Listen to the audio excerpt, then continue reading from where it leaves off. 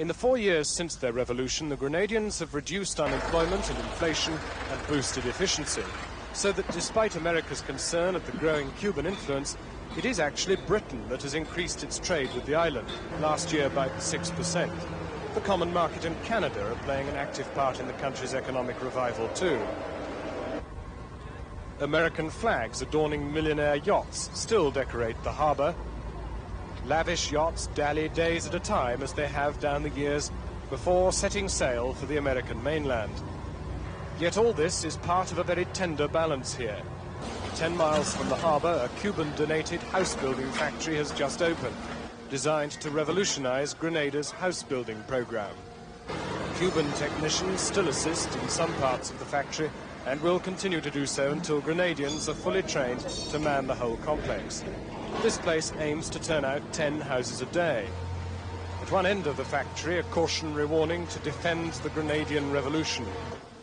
The factory and its methods are only one instance of an entire revolutionary movement here designed to bring this remote island into the 20th century. Yet it is all running alongside institutions that have been part of the ruling structure here for 100 years.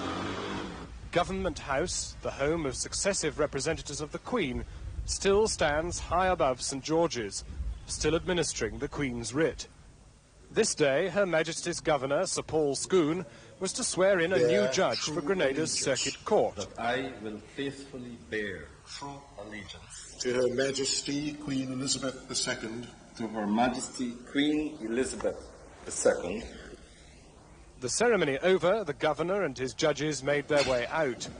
The Queen's portrait on the wall as they passed. That night in town, the Grenada-Cuba Friendship Society celebrated the defeat of US imperialism at Cuba's Bay of Pigs 22 years ago to the day. The Cuban ambassador sat on the platform, the Soviet in the audience. The young Grenadians present were warned that their own Bay of Pigs might be just around the corner. A poster on a wall outside appeared, another direct result of Mr. Reagan's angry interest in developments here. America argues that beyond the dockside bustle, the revolutionary government has failed to test itself in elections and is forging an unholy alliance with the communist world. Grenada's London-educated Prime Minister argues there's much more to American fears than that. We know that really what is at base here is the fact that we have chosen a new socio-economic and political path of development that they do not like, that they feel somewhat threatened by, that they think will be a bad example for our neighbors, and therefore they feel they can crush us through withholding their aid. Certainly, this question of elections is a red herring, and it is not one that they themselves take seriously at all. One consequence of America's tussle with Grenada is that the island is now in the throes of arming to defend itself as never before. It's a delicate balance, with both East and West putting a relatively large effort into developing this island.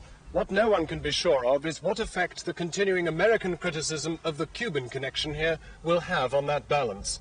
Jon Snow, News at 10, in Grenada.